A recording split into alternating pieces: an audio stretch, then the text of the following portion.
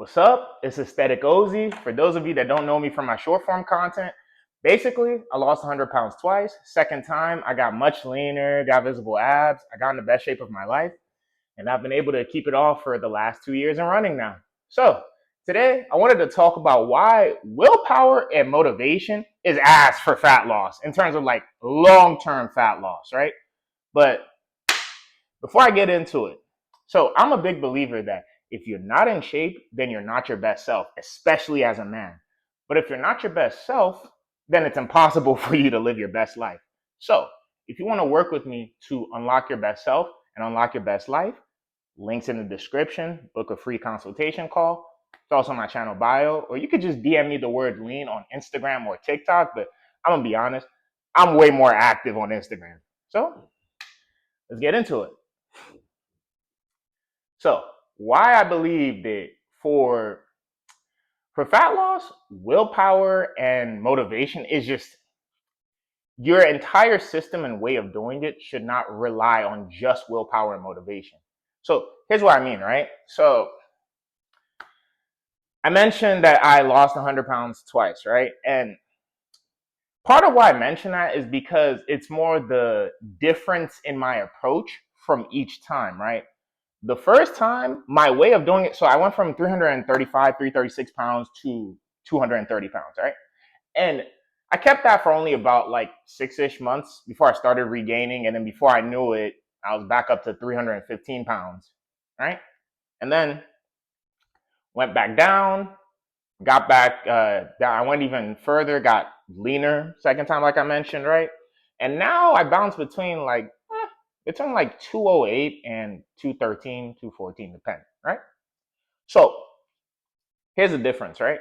Second time, I focused much more on sustainability. Now, that's not to say willpower and motivation don't necessarily have a place in the process, but for sustainable fat loss, willpower and motivation plays a much smaller role than most people think, right? So a lesson I learned the hard way is most people treat willpower and motivation, but especially willpower, they treat it as this infinite resource. And that's just not the case, right? Even if you pay attention during your day-to-day life, right? So I'm a big believer in doing the worst first, right? Because like at the beginning of the day, that's when you're gonna have your highest mental energy if you got at least, good sleep or even decent sleep, whatever. And usually, as you go through the day, right? See, decision fatigue is an underrated thing. It's going to chip away at that, right? So you kind of want to limit decision fatigue in your process as much as possible, right? Here's what I mean. So, for example, with how I do food, because like most of the people that know me from my short form content, more likely than not, you ended up finding me either through one of my low calorie, high protein recipes or my transformation or some combination of that, right? So even though I share like a lot of different recipes, right? Most of the time, if it wasn't for like content or whatever, right? Like just how I eat day to day, both how I lost it the second time and how I keep it off, right? Most of the time, so like on any given week, I'm usually rotating probably like 2 to 4 meals, and I'll just prep that at like the beginning of the week or one day out of the week. I'll prep that for the rest of the week or for a good chunk of it, right? And usually I'll go through phases. Let's say I'll be eating that same rotation of foods or, those same meals for like, I could easily do that for a month. I could easily do that for 2, whatever. And then if I feel myself getting tired of it, if I'm just like, I'm curious about this thing, a lot of time I won't even be tired, but so I'm somebody that knew how to cook growing up, but I didn't really like push the limits and see what I can make happen until like the second time in terms of like low calorie, high protein recipes. You get the idea. But one of the main reasons that I don't just let me try eat this different thing today and this different thing tomorrow and this different thing is to limit decision fatigue. I know that if I make it once, I don't have to decide. I don't have to wait till I'm hungry to then decide what to eat. That's literally your mentally weakest state for that specific decision. That's one. Then the other part of it too is that I know you only have to measure the calories and protein in it one time. I don't have to, weigh out and measure this day, and this day, and this day. So that just kind of eliminates a lot of decision fatigue throughout the week. And I know if I'm eating this, I already weighed it out and everything. It has this many calories, this many protein. Cool. I know my macros, hitting it is easy. Cool. Don't have to really worry about it, right? That eliminates so much decision fatigue and just makes your life easier, right? Now, that's not to say willpower and motivation don't necessarily play a part. I have no problem with that being the starting point, right? There's nothing wrong with that being the starting point, because at the end of the day, it's the starting point for you doing something constructive for yourself, right? But the thing is this, like, usually just in life, especially as a dude, usually most of the big picture things that you want to make happen, most of your like major life goals that will improve your quality of life are going to be behind delayed gratification and investing in yourself. But usually the more you do that, it's not going to only benefit you, it's also going to benefit the people connected to you and around you that you care about, your friends, your family. But let me not get too much on that tangent. My point being, so willpower and motivation does play a factor, but it should not be your number one factor. For you starting the journey, sure, and starting to make the change, sure. But you want to limit that decision fatigue, right? Where you want your willpower and motivation where you want to have some in the tank is this. So when life unexpectedly happens, you spill your meal prep in the parking lot, right?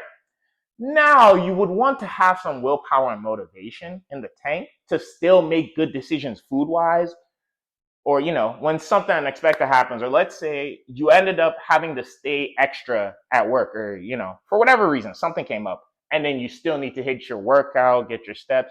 You get the idea. You want that in the tank for when life unexpectedly happens, but you don't want it to be your main driver.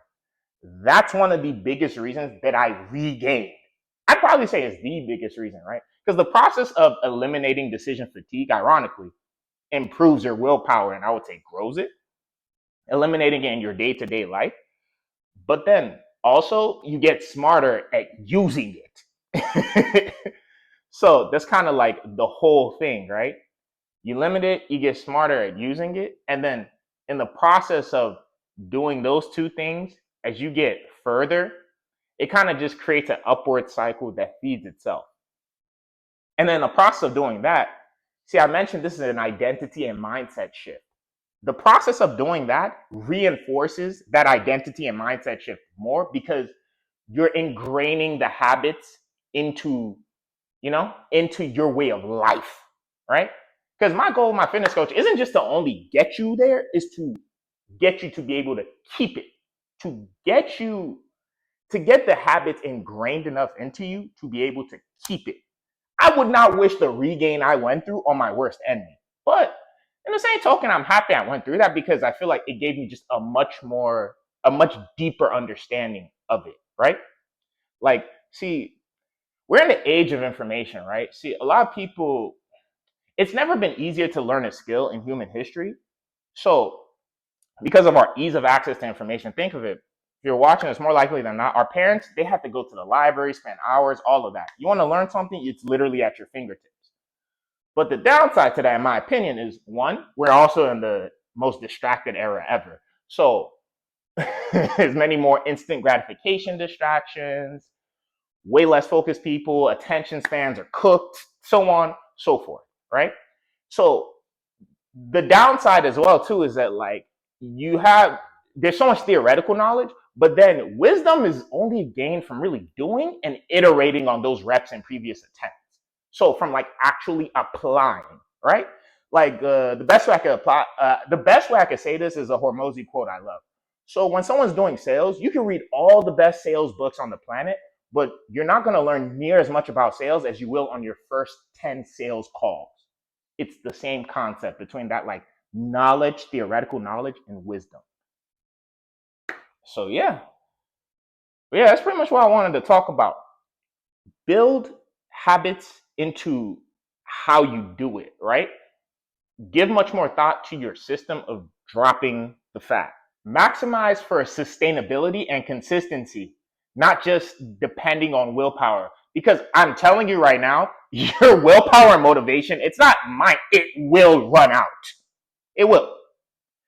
So Like I said, yeah, maximize for consistency and sustainability. Try to build a system that and like habits into your lifestyle that you can not only stick to for a week or two or month, that you could be there day 100, day 1,000. You get the idea that I'm going for with this. And that's going to require you in some way, shape, or form. Like my whole approach is no bland food and no living in the gym, right? So yeah, you don't have to hate what you eat and you don't have to work out for 3 hours. And really, I work out three times. The second time I was doing it, I worked out I'd go lift 2-3 times a week. When I was super busy, I do two, which would just be an upper lower split with my lifts. I prefer 3 times a week where I do push pull legs. But my point is, it's going to require you to be more proactive, or how I like saying it is acting on life before life acts on you. But yeah, I said it earlier in the video, so I'll say it again. I'm a big believer that if you're not in shape, especially as a guy, then you're not your best self. And if you're not your best self, it is impossible for you to live your best life. So if you want my help implementing this, building the habits, systems into your specific lifestyle to get you in the best shape of your life, unlock aesthetics with no bland food or living in the gym. Links are going to be in the description. You can book a free consultation with me. It's also on my channel bio, or you could just comment or DM me the word lean on Instagram or TikTok. It's also going to be in the description. But yeah, that's all I wanted to talk about today. Other than that, have a blessed day.